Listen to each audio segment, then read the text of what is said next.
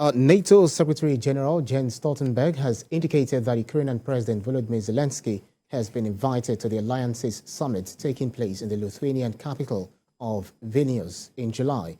He made the remark in Brussels following a meeting of the NATO-Ukraine Commission, a body responsible for the relationship between Ukraine and the alliance.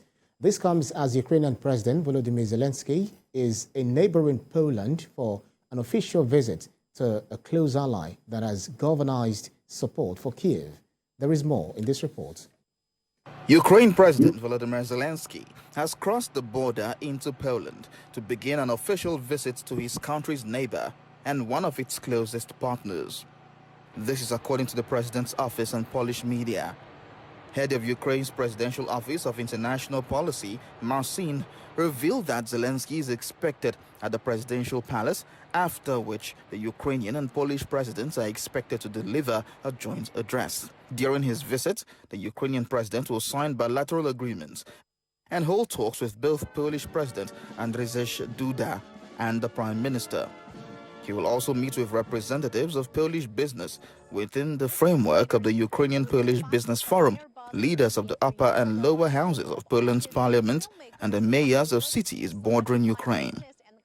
Similarly, French President Emmanuel Macron has arrived in Beijing for a 3-day state visit to China at the invitation of Chinese President Xi Jinping. During the visit, Xi will meet with Macron to map out the future development of bilateral relations, deepening China-France and China-EU cooperation in various fields, and have an in-depth exchange of views on major international and regional hotspot issues. European Commission President Ursula von der Leyen is also expected to arrive in China for a 3-day state visit. On the ongoing war between Russia and Ukraine has denied it is losing ground in Bakhmut and accused Russia and the Wagner group of lying about the status of the eastern cities. This comes after Wagner chief Yevgeny claimed that, in legal terms, Russian forces held Bakhmut. Meanwhile, a senior defense official has revealed training for Ukrainians in U.S. M1A1 Abrams tank has not yet started, but will begin relatively soon. In total, the official said the U.S. has trained more than 7,000 Ukrainian troops since the beginning of Russia's invasion more than a year ago.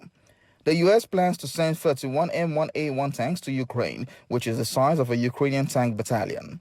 Recall that the U.S. agreed to send the tanks in January after a sudden reversal on its stated policy that Abrams were too complex and difficult to maintain for Ukrainian forces in the middle of a war.